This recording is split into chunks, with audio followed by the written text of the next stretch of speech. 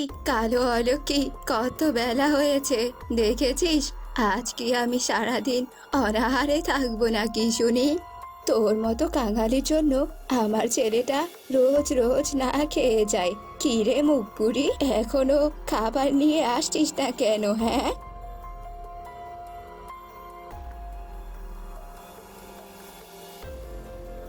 না মা, না খেয়ে থাকতে হবে না। এই নিন আপনার খাবার। আর টোনাও না খেয়ে যায়নি, টোনা নাস্তা খেয়ে গেছে। আপনি তাড়াতাড়ি খেয়ে নিন মা। তুই আমার সামনে থেকে চলে যা। তোর মতো কালো পাখির হাতে খাবার খেলে আমার কেমন বমি আসে রে। কি রে, এখনো দাঁড়িয়ে আছিস কেন? হ্যাঁ, মা, এমন করে বলছেন কেন? আমি কালো হতে পারি, কিন্তু কোনো নোংরা নর্দমা নই। পাখি হিসেবে আমার একটা সম্মান আছে। আর কালো ফর্সার ভেদাভেদ করতে নেই মা। এতে যে সৃষ্টিকর্তা নারাজ হয়, আর এতে আপনার পাপও হবে মা। এই ছোট লোক, অসভ্য মুখপুরি কোথাকার! তোর তো সাহস কম নয়। কালো হয়ে আবার আমাকে তুই নীতি বাক্য শোনাচ্ছিস? তোর তো ভাগ্য ভালো যে তুই এই বাড়িতে আমার ছেলের বউ হয়ে এসেছিস। তোর কারণে বনের সব পাখিরা আমাকে আর আমার ছেলেকে রোজ রোজ অপমান করে। কি দেখেছে আমার ছেলেটা তোকে বিয়ে করে এনেছে, সেটাই তো আমি বুঝতে পারছি না বাপু। মা, এসব আপনি কি বলছেন? সৃষ্টিকর্তার সৃষ্টি যে কখনো অলক্ষী হতে পারে না। দয়া করে এমন করে বলবেন না মা। তোর মতো কালো কালির মায়া কান্না আমি আর দেখতে চাই না। তুই তাড়াতাড়ি এখান থেকে যাবি, নাকি ঘাড় ধাক্কা দিয়ে তোকে ঘর থেকে বের করে দেব বলতো? টুনি কান্না করতে করতে সেখান থেকে চলে যায়। এভাবে রোজ রোজ মিনু টুনিকে অপমান আর অত্যাচার করতে থাকে। একদিন বিকেলে টোনা রক্তাক্ত হয়ে বাড়িতে ফেরে। বাবা টোনা, কি হয়েছে তোর? হ্যাঁ, তোর কপালে গায়ে এমন রক্ত কেন লেগে আছে রে? আর তাছাড়া তুই এভাবে হারছিস কেন? মা, আমি যে অ্যাক্সিডেন্ট করেছি, মাথায় আঘাত পেয়েছি, আমি দাঁড়াতে পারছি না মা। মা, জলদি আমাকে তুমি ঘরে নিয়ে যাও। মিনু টোনাকে ঘরে নিয়ে যায় আর টোনার কপালে ব্যান্ডেজ করে দেয়। বলেছিলাম না তোকে বাবা, আমাদের সঙ্গে এসব হচ্ছে শুধুমাত্র এই কালো অলক্ষীর জন্য। তুই যে কেন কিছু বুঝছিস না কে জানে। ও যদি অলক্ষী না হয় তাহলে এত বছরে কেন একটা সন্তানের জন্ম দিতে পারছে না? ওই অলক্ষীর কারণে তোর কোনো বড় ধরনের ক্ষতি হোক, সেটা আমি চাই না রে বাবা। আমি আছি, ওই অলক্ষীকে এই বাড়ি থেকে বের করে দেব। এমন সময় টুনি পানির কলস নিয়ে ঘরে চলে আসে। কি ব্যাপার টোনা, তোমার এই অবস্থা কি করে হলো? হায় হায়। খবরদার, তুমি একটা অলক্ষী। সকালে তোমার মুখ দেখে আমার ঘুম ভেঙেছে, আর আজকেই আমার এত বড় একটা অ্যাক্সিডেন্ট হলো। মা ঠিকই বলেছে, কালো কখনোই লক্ষ্মী হতে পারে না। টোনা, এসব কি বলছো টোনা? এসব যে কুসংস্কার টোনা। এসবের বিশ্বাস করো না তুমি। মা, আমি এর মুখ আর দেখতে চাই না। একে তুমি এক্ষুনি বাড়ি থেকে বের করে দাও মা। না না, এমনটা করো না, দয়া করো। তোমরা ছাড়া যে আমার আর কেউ নেই। টোনা, আমি তোমার পায়ে পড়ছি, তোমাদের এখানে আমাকে একটু আশ্রয় দাও টোনা, আশ্রয় দাও। অলক্ষীর কোনো জায়গা এই বাড়িতে নেই। বেরিয়ে যা, বেরিয়ে যা এ বাড়ি থেকে। মিনু টুনিকে ঘাড় ধাক্কা দিয়ে বের করে দেয় আর টুনি বনের রাস্তা দিয়ে একা একা হাঁটতে থাকে। টুনি একটা বড় গাছের নিচে বসে পড়ে। সৃষ্টিকর্তা, আমাকে কালো আর গরিব কেন বানিয়ে পাঠিয়েছো? বাবা মা, তোমাদের কালো মেয়ে যে ভালো নেই, আমাকে তোমাদের কাছে নিয়ে যাও। আমি যে আর এত কষ্ট সহ্য করতে পারছি না, আমি আর সহ্য করতে পারছি না। এমন সময় টুনির সামনে একটা তান্ত্রিক চলে আসে। কি ব্যাপার মিষ্টি মেয়ে, তুই এখানে এভাবে কাঁদছিস কেন? কি হয়েছে তোর, আমাকে বল। আমি যে কালো অলক্ষী তান্ত্রিক বাবা, আমার দুঃখ শুনলে যদি আবার আপনার বিপদ হয় তখন কি হবে? আপনি চলে যান এখান থেকে, দয়া করে চলে যান। নিজেকে এমন বলতে নেই রে মা, বল কি হয়েছে তোর, আমি তোকে সাহায্য করার চেষ্টা করব। এরপর টুনি তান্ত্রিককে সব ঘটনা খুলে বলে। এখন আমি কোথায় যাব, কি করব, আর কোথায় বা থাকবো? আমি তো কিছুই বুঝতে পারছি না। কাঁদিস না, আমার কথা মনোযোগ দিয়ে শোন। এই বনের গভীরে একটা সোনার ডিম দেওয়া পুকুর আছে। ওই পুকুরের কাছে গিয়ে হিং ঢিং ঢিং পুকুর আমায় দে ডিম, এই মন্ত্রটা বললেই আর পুকুর তোকে রোজ একটা করে সোনার ডিম দেবে। তবে সাবধান, প্রতিদিন পুকুরের কাছে একটার বেশি দুটো ডিম চাবি না, বুঝেছিস? যা এবার। এসব বলে তান্ত্রিক চলে যায় আর টুনি চলে যায় ডিম দেওয়া পুকুরের কাছে। বন্ধুরা, ততক্ষণে তোমরা অ্যান্সার করো 30 + 30 = কত হয়। অ্যান্সারটি অবশ্যই কমেন্টে জানাবে। বেশ কিছুক্ষণ পর ওই তো পুকুরটা দেখা যাচ্ছে। যাই, তান্ত্রিক বাবা শেখানো মন্ত্রটা বলি। হ্যাঁ, এই তো এসে গেছি। এবার মন্ত্রটা বলি, হিং টিং ডিং পুকুর আমায় দে ডিম। মন্ত্রটা বলার সঙ্গে সঙ্গে একটা সোনার ডিম পুকুরের কিনারায় ভেসে ওঠে। আরে আরে, তান্ত্রিক বাবা তো ঠিক কথাই বলেছে, এই পুকুরটা তো ডিম দেয়। যাই, এই সোনার ডিমটা বাজারে বিক্রি করে ঘর বানানোর আসবাবপত্র কিনে আনি। আমি এই পুকুর পাড়ে ঘর বানাবো। টুনি সেই সোনার ডিমটি নিয়ে বাজারে যায় আর সেই সোনার ডিমটি বিক্রি করে টুনি যা টাকা পায় তা দিয়ে পুকুর পাড়ে ঘর বানানোর জন্য আসবাবপত্র কিনে নিয়ে আসে। আর টুনি সেখানে থাকতে শুরু করে। টুনি রোজ রোজ মন্ত্র পড়ে একটা করে ডিম নিত। এভাবেই টুনি বেশ সুখে শান্তিতেই দিন কাটাচ্ছিল। এমনই একদিন, টোনা বাবা, আমার বান্ধবী বলেছিল ওর বাড়ি এই বনের উত্তরে, কিন্তু আমরা তো মনে হয় ভুল রাস্তায় চলে এসেছি। এটা তো মনে হচ্ছে বনের গভীর। চল চল বাবা, তাড়াতাড়ি যাই, নইলে এখানে থাকলে কোনো বিপদ ঘটবে। এমন সময় টোনার চোখ যায় টুনির দিকে। টুনির গলায় সোনার গহনা ঝুলছিল আর টুনি মন্ত্র বলে পুকুর থেকে সোনার ডিম নিচ্ছিল। আর এটা টোনার মিনু দূর থেকে লুকিয়ে লুকিয়ে দেখতে পায়। বুঝেছি মা, এই ডিম দেওয়া পুকুর থেকে সোনার ডিম নিয়ে টুনি এত বড়লোক হয়েছে। তাই তো বলি, এই বনে টুনির কেউ নেই, তাহলে টুনি গেলটা কোথায়? এসব কথা এখন বাদ দে বাবা, মন্ত্রটা আমার মুখস্থ হয়ে গেছে। তাড়াতাড়ি চল, ওই পুকুরের কাছে গিয়ে মন্ত্র বলে একসঙ্গে অনেক সোনার ডিম নেব। এরপর ওরা মা ছেলে পুকুরের কাছে যায় আর মন্ত্র বলতে থাকে। প্রথমবার মন্ত্র বলাতে পুকুর ওদের একটা ডিম দেয়। ডিমটা হাতে নিয়ে মিনু বলতে থাকে, দেখ বাবা দেখ, সোনার ডিমটা দেখ কেমন চক চক করছে। দাঁড়িয়ে না থেকে তাড়াতাড়ি অনেক ডিম চা, যাতে কাল ওই টুনি এসে আর কোনো ডিম না পায়।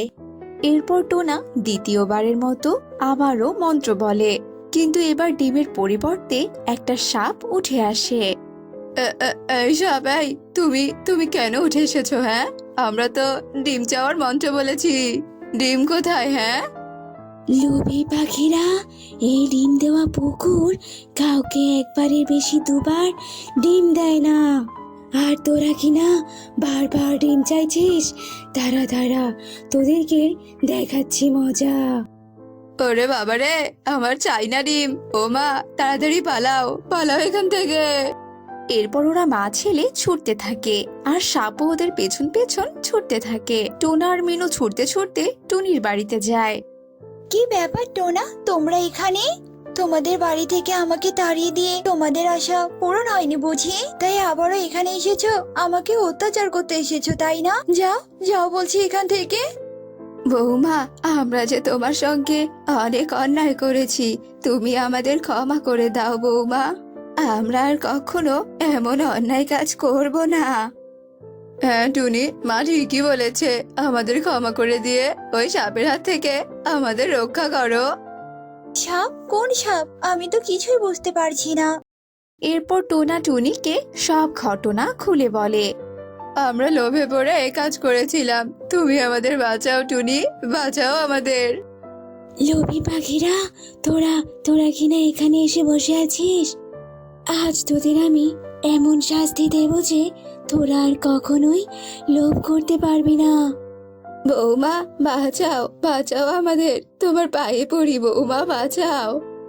সাপ, এদের হয়ে আমি তোমার কাছে ক্ষমা চাইছি, আর এরা বুঝতে পারেনি তাই এমনটা করেছে। তুমি এবারের মতো এদেরকে ক্ষমা করে দাও। বেশ, তুমি অনেক ভালো, তাই তোমার কথা শুনে আমি এদেরকে ছেড়ে দিলাম। এরপর সাপটি চলে যায়। সত্যি টুনি, তুমি অনেক লক্ষ্মী আর অনেক ভালো মনের। দয়া করে তুমি আমাদের সঙ্গে ফিরে চলো টুনি। হ্যাঁ হ্যাঁ বৌমা, চলো। তুমি আজ প্রমাণ করে দিয়েছো যে কালোরা অলক্ষ্মী হয় না। এরপর টুনি মিনু আর টোনার সঙ্গে তাদের বাড়িতে ফিরে যায়। তো বন্ধুরা, আমরা কালো বলে কখনো কাউকে অবহেলা করব না। গল্পটি ভালো লেগে থাকলে আমাদের ছোট্ট চ্যানেলটি সাবস্ক্রাইব করে দিও, যাতে এরকম নিত্য নতুন গল্প আমরা রোজ রোজ তোমাদের দেখাতে পারি। টোনা, ও টোনা, আজ আমরা কি খাবো না খাবো সেটা নিয়ে কি তুমি কিছু ভেবেছো টোনা? এদিকে তো বাড়িতে কোনো বাজারও নেই। দেখো টুনি, দুদিন তো বৃষ্টির কারণে বাইরে যেতে পারিনি, তাই হাতে কোনো টাকা পয়সাও নেই। টুনি, কি করে যে আমি সংসারটা চালাবো ভেবেই পাচ্ছি না। টোনা, তুমিও তো ভেবো না। মা আমায় বিয়ের সময় যে বালা জোড়া দিয়েছিল, তুমি বরং সেগুলো বাজারে নিয়ে গিয়ে বিক্রি করে দাও। তাতে যদি আমাদের সংসারটা দুদিন একটু ভালো করে চলে। না না টুনি, তোমার মায়ের রেখে যাওয়া সেই স্মৃতিটুকু আমি কিছুতেই বিক্রি করতে পারবো না। দরকার হলে আমরা আরো দুদিন না খেয়ে থাকবো। টোনা, এভাবে না খেয়ে থাকতে থাকতে তো আমরা মারা যাব। তাই বলছি কি টোনা, তুমি আর কোনো কথা বাড়িও না তো। আমার যে খুব খিদে পেয়েছে টোনা, আমি যে আর না খেয়ে থাকতে পারছি না। এ কথা বলে টুনি তার বালা জোড়া এনে টোনাকে দেয়, আর টোনা বাধ্য হয়ে সেগুলো বিক্রি করার জন্য বাজারে যায়।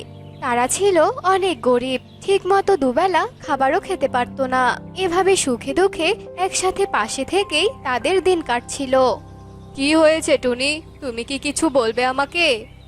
বলছি কি টোনা, আজ সকালে দিদি আমাকে ফোন করেছিল। আজকে নাকি দিদি আমাদের বাড়িতে আসবে। টোনা, তুমি তো জানোই দিদির কত ভালো ঘরে বিয়ে হয়েছে, কত ভালো ভালো খাবার খায়। আর দিদি আসলে তো আমি এসব সস্তা খাবার দিতে পারবো না।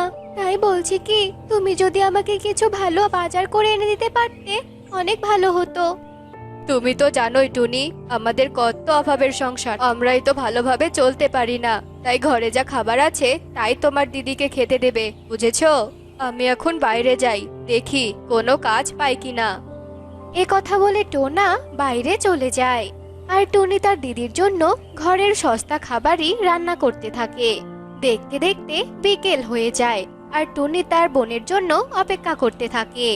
অবশেষে টুনি দেখে তার বোন হেলিকপ্টারে করে বাসায় আসছে। এতদিন পর টুনি তার বোনকে দেখে অনেক খুশি হয়। দিদি, জানো তোমাকে দেখে আমার যে কি ভালো লাগছে। কতদিন পর তোমাকে দেখলাম আমি। তা দিদি, তুমি কেমন আছো? হ্যাঁ রে, বড় লোকরা কেমন থাকে সেটা তো তুই ভালো করেই জানিস। আর এখন এসব ন্যাকামো না করে তাড়াতাড়ি এসিটা চালু করে দে তো। আমার যে খুব গরম লেগেছে রে। আর তুই তো জানিস ছোটবেলা থেকে আমি একদম গরম সহ্য করতে পারি না। কিন্তু দিদি, আমার বাসায় তো কোনো এসিই নেই। তুমি বসো, আমি তোমাকে হাত পাখা দিয়ে বাতাস করছি। কি কি বললি তুই? সামান্য একটা এসি তোর বাসায় নেই? হ্যাঁ রে, টোনা কি এখনো দিনমজুরের কাজ করে নাকি বলতো?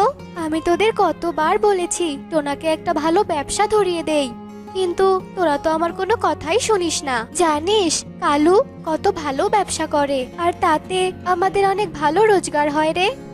দিদি, ব্যবসা করার মতো টাকা কি আমাদের কাছে আছে বলো? তুমি কেন এসব কথা বলছো আমাকে? আমি এই ভাঙা ঘরে অনেক ভালো আছি। দিদি, এখন খাবে চলো তুমি। এ কথা বলে টুনি কিছু শুকনো রুটি এনে মিনুকে দেয়, আর শুকনো রুটি দেখে তো মিনু একেবারে রেগে যায়। শয়তান টুনি, তুই আমাকে এখন শুকনো রুটি খেতে দিলি? আমি কি তোর বাড়ির শুকনো রুটি খেতে এসেছি নাকি বলতো? তুই জানিস আমার বাড়ির কাজের লোকেরাও এসব খাবার খায় না। আমি এই প্রথম তোর বাড়িতে এলাম, আর তুই আমাকে শুকনো রুটি খাইয়ে অপমান করছিস। দিদি, রাগ করো না দিদি, আমি তোমায় কোথায় অপমান করলাম? বরং তুমি তো আমাকে অপমান করছো। আমার সামর্থ্যে যা আছে আমি তো তোমাকে সেটাই খেতে দিলাম দিদি। আমি গরিব বলে তুমি আমাকে এত কথা শোনালে দিদি। ভেবেছিলাম তোমার সাথে সুখ দুঃখের কথা বলবো, কিন্তু তুমি তো এসেই আমার সাথে কেমন জানি করছো। আমি এবার ভালো করে বুঝতে পারছি রে, আসলে তোর বাড়িতে আসাই আমার ভুল হয়েছে। ইস, আমি যদি আজ কালুকে এখানে নিয়ে আসতাম তাহলে আমি ওর কাছে কত ছোট হয়ে যেতাম। তোর বাড়ির পরিবেশ দেখেই তো আমার ঘেন্না হচ্ছে রে। কালু এলে তো এক মুহূর্তও থাকতে পারতো না। যত সব ছোট লোকে কারবার। তুই বরং থাক কেমন, আমি বাসায় চললাম।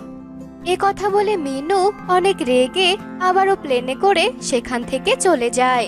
আর মিনু চলে যাওয়ার পরই টোনা বাসায় ফিরে আসে। সে কি টুনি, কি হয়েছে তোমার? তুমি এভাবে কাঁদছো কেন? আর তোমার দিদির যা আসার কথা ছিল সে এখনো আসেনি নাকি? কি গো টুনি, চুপ করে আছো কেন, বলো না। এরপর টুনি কেঁদে কেঁদে টোনাকে সব কথা খুলে বলে। সব শুনে টোনাও অনেক কষ্ট পায়। এভাবেই বেশ কিছুদিন কেটে যায়। অন্যদিকে কালু কাকা একদিন মিনুকে বলে, মিনু, আজ আমি মনে হয় কাজে যেতে পারবো না গো। আমার বুকের বাঁ পাশে কেমন যেন ব্যথা করছে। ঘরে যা ওষুধ ছিল সেটা খাওয়ার পরেও একটুও ব্যথা কমছে না মিনু। সে কি, এসব তুমি কি বলছো গো? চলো, আমি তোমাকে ভালো ডাক্তারের কাছে নিয়ে যাচ্ছি। এ কথা বলে মিনু কালুকে ডাক্তারের কাছে নিয়ে যায়। আর ডাক্তার কালুকে চিকিৎসা করে দেখার পর কিছু ঔষধ লিখে দেয়। আর মিনু সেই অনুযায়ী ঔষধ নিয়ে কালুকে খাওয়াতে থাকে। কিন্তু কালুর ব্যথা কিছুতেই কমছিল না। এভাবে যতই দিন যাচ্ছিল মিনু তাদের ব্যবসার সব টাকা পয়সা, বাড়ি গাড়ি সবকিছু বিক্রি করে কালুর চিকিৎসা করাচ্ছিল। মিনু শত চেষ্টা করার পরেও তার স্বামী কালু কাককে বাঁচাতে পারে না। হায় হায়, এবার কি হবে? আমি তো কালুকে চিকিৎসা করাতে গিয়ে সব কিছুই শেষ করে ফেলেছি। এখন তো আমি নিঃস্ব হয়ে গেলাম। যাই, আজ থেকে বরং আমি ভিক্ষে করব। এছাড়া যে আমার আর কোনো উপায় নেই। এরপর থেকে মিনু সেই বনের পাখিদের কাছ থেকে সাহায্য নিয়ে চলতো। তবে রোজ রোজ মিনুকে সাহায্য করতে করতে সবাই বিরক্ত হয়ে যেত। এক পর্যায়ে তারা আর মিনুকে কোনো সাহায্য করে না। এখন আমি কি করব? এই বনে তো আর কেউই আমাকে সাহায্য দিচ্ছে না। না, আমি বরং পাশের বনে যাই, সেখানে হয়তো আমি অনেক ভালো সাহায্য পাবো। এ কথা বলে মিনু উড়তে উড়তে পাশের বনে যায়। আর এরপর থেকে রোজ সবার কাছে সাহায্য চাইতে যেত। একদিন টুনি জল আনার জন্য নদীর ধার দিয়ে যাচ্ছিল। আর তার সাথে মিনুর দেখা হয়। দিদিকে এ অবস্থায় দেখে তো টুনি একেবারে চমকে যায়। এরপর জানতে চাইলে মিনু সব কথা টুনিকে বলে। দিদি, এসব শুনে সত্যি আমার অনেক কষ্ট হচ্ছে রে। তবে দিদি, আজ থেকে তুই আর ভিক্ষে করবি না। তুই আজ থেকে আমাদের বাড়িতেই থাকবি। আমরা যা খাবো তুইও সেটাই খাবি রে দিদি। তুই সত্যি বলছিস রে বোন? জানিস, এ কদিন আমার খুব কষ্ট হয়েছে। তবে বোন, তুই আমাকে ক্ষমা করে দে রে। তুই গরিব বলে আমি তোকে কত অপমান করেছি, কত ছোট করেছি তোকে। আমাকে তুই ক্ষমা করে দে বোন। ঠিক বলেছিস রে দিদি, তোর অনেক অহংকারের কারণে আজ তোর এই অবস্থা হয়েছে। তা আমি তো তোর নিজেরই বোন, তাই না? বোন হয়ে বোনের বিপদে পাশে দাঁড়াবো না, এটা কি কখনো হয়? চল রে দিদি, আমার বাড়িতে চল। এরপর টনি মিনুকে তার বাড়িতে নিয়ে যায়। এরপর থেকে মিনু টোনাটুনির সাথে অনেক ভালোভাবেই দিন কাটাতে থাকে।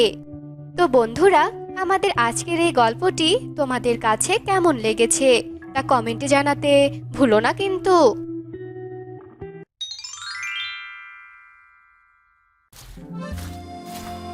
কান্টুল গ্রামের পাশেই একটি ঘন বন ছিল। সেই বনে বাস করত একটি টুনি পাখি। মা টুনটুন, তুই একটু বাসায় থাক বুঝলি, আমি একটু গিয়ে দানা খুঁজে নিয়ে আসি। কাল যা দানা এনেছিলাম তা তো সব খেয়ে ফেলেছিস। ঠিক আছে মা, তুমি যাও, আমি বাসাতেই আছি। তবে তাড়াতাড়ি আসবে কিন্তু, আমার যে ভীষণ খিদে পেয়েছে। এরপর টুনি তাড়াতাড়ি করে বনে যায় এবং অনেক খোঁজাখুঁজি করে কিছু দানা নিয়ে আসে। টুনি বাসাতে ফিরে দেখে টুনটুন বাসায় নেই। দেখেছো, ও নাকি বললো ওর অনেক খিদে লেগেছে, তার জন্য আমি তাড়াতাড়ি করে বাসায় আসলাম। আর এসে কিনা দেখি বাসায় নিয়ে খেলতে গেছে। এই মেয়েটাকে নিয়ে আমি আর পারি না বাপু, সারাদিন শুধু এদিক ওদিক ঘুরে বেড়ানো। মা মা, তুমি এসেছো? দাও দাও, আমাকে দানা খেতে দাও, আমি তো দানার জন্য বাইরে অপেক্ষা করছিলাম। হ্যাঁ, সেই তুমি কত অপেক্ষা করেছো আমি সব জানি। নে নে, এখন খেয়ে নে। এরপর তারা দুই মা মেয়ে মিলে খাবার খেতে শুরু করে। এভাবেই টুনির দিনকাল ভালোই চলছিল, কিন্তু হঠাৎই একদিন টুনটুন অনেক অসুস্থ হয়ে পড়ে। মেয়ের এমন অবস্থা দেখে টুনি অনেক ভেঙে পড়ে। মা টুনটুন, তোর হঠাৎ করে কি হলো মা? তুই কেন কথা বলছিস না? তোর কিছু হয়ে গেলে আমি কাকে নিয়ে থাকবো রে মা? ভগবান, আমার মেয়েটাকে সুস্থ করে দাও। টুনি যখন টুনটুনকে নিয়ে কাঁদছিল তখনই সেখানে সুখী পায়রা চলে আসে। আর কি হয়েছে জানতে চাইলে টুনি তাকে সবকিছু খুলে বলে। আর এসব শুনে সুখী পায়রা বলতে থাকে, টুনি, তুমি আর কেঁদো না বোন। আমি শুনেছি আমাদের জঙ্গলের উল্লু পেঁচা নাকি অনেক ভালো ডাক্তার। উনি সব রোগেরই অনেক ভালো চিকিৎসা করতে পারে। তাই বলছিলাম কি, তুমি যদি একবার টুনটুনকে ওনার কাছে নিয়ে যাও তাহলে হয়তো টুনটুন সুস্থ হতে পারে। তুমি সত্যি বলছো বোন? তবে আমি আজই আমার মেয়েকে উল্লু ডাক্তারের কাছে নিয়ে যাব। তোমাকে অনেক ধন্যবাদ বোন, আমাকে এই খবরটা দেওয়ার জন্যে। এরপর সুখী পায়রা সেখান থেকে চলে যায়। আর টুনি তার অসুস্থ ছানাকে নিয়ে উল্লু প্যাঁচার কাছে যায়। উল্লু প্যাঁচা টুনটুনকে পরীক্ষা নিরীক্ষা করে দেখে বলে, টুনি, সর্বনাশ হয়ে গেছে। তোমার মেয়ের তো কোনো সাধারণ রোগ হয়নি। এ এক বিশাল অসুখ। এ তো কোনো ওষুধে ভালো হবে না। তোমার মেয়েকে একমাত্র তুমিই বাঁচাতে পারো। তুমি যদি ওকে কলা গাছে ধরা আনারস খাওয়াতে পারো তবেই ওর রোগ ভালো হবে। আর সেই কলা গাছ তোমাকেই রোপণ করতে হবে এবং সেই বীজও তোমাকেই খুঁজে বের করতে হবে। এইসব তুমি কি বলছো উল্লু প্যাঁচা? কলা গাছে আনারস? কিন্তু এমন বীজ আমি কোথায় পাবো? তুমি যদি জেনে থাকো তাহলে আমাকে একটু সাহায্য করো। শোনো, তুমি এই বীজ পাবে একমাত্র মেঘের রাজ্যে। আর মেঘের রাজ্যে থাকে ঈগল মহারাজ। তুমি সেই ঈগল মহারাজের কাছ থেকে বীজ এনে যদি রোপণ করো তাহলে সেখান থেকে কলা গাছ হবে। আর কলা গাছে ধরবে আনারস। সেই আনারস তোমার মেয়েকে খাওয়ানোর পরই তোমার মেয়ে সুস্থ হয়ে উঠবে। যাও টুনি, আর দেরি করো না। তুমি যখন বলছো তবে আমি নিশ্চয় যাব। আমি আমার মেয়েকে বাঁচাবই। ও ছাড়া যে আমার আর কেউ নেই। এরপর টনি ওর ছানাকে নিয়ে বাসায় চলে যায়। আর বাসায় গিয়ে মেঘের দেশে যাওয়ার জন্য রওনা হয়। আর উঠতে উঠতে টনি নদী, বন, পাহাড় সবকিছু পাড়ি দেয় এবং এক পর্যায়ে উঠতে উঠতে সে অনেক ক্লান্ত হয়ে যায়। না, আমি আর উঠতে পারছি না। এবার কোথাও আমাকে একটু বিশ্রাম নিতে হবে।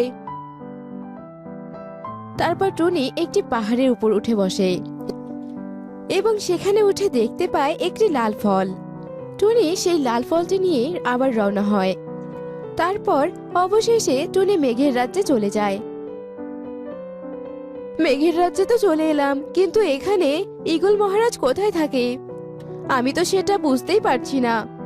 না, মনে হয় আশেপাশেই কোথাও আছে। এরপর টুনি আশেপাশে ঈগল মহারাজকে খুঁজতে থাকে আর অবশেষে ঈগল মহারাজকে খুঁজে পায়। দেখি কে তুমি? তোমাকে তো আমার মেঘের রাজ্যে আগে কখনো দেখিনি। আর এখানে এসেছো কি কাজে? এরপর টুনি তার সব কথা ঈগলকে খুলে বলে আর অনেক কান্নাকাটি করতে থাকে। এইসব শুনে ঈগল বলতে থাকে, না না না না না, আমি তোমাকে সেই বীজ দিতে পারবো না। তুমি এখন এখান থেকে আসতে পারো। এমনিতেই আমি আমার গিন্নিকে নিয়ে খুব চিন্তিত। আমার ভালো লাগছে না, তুমি এখন যাও এখান থেকে, যাও। না না মহারাজ, আমাকে তাড়িয়ে দিবেন না। আমি যে অনেক কষ্ট করে এখানে এসেছি। আমাকে এভাবে তাড়িয়ে দিবেন না। আমার মেয়ে যে অনেক অসুস্থ। তাছাড়া মহারাজ, আপনার গিন্নির কি হয়েছে? আমার গিন্নি কয়েকদিন হলো কিছুই খেতে পারছে না।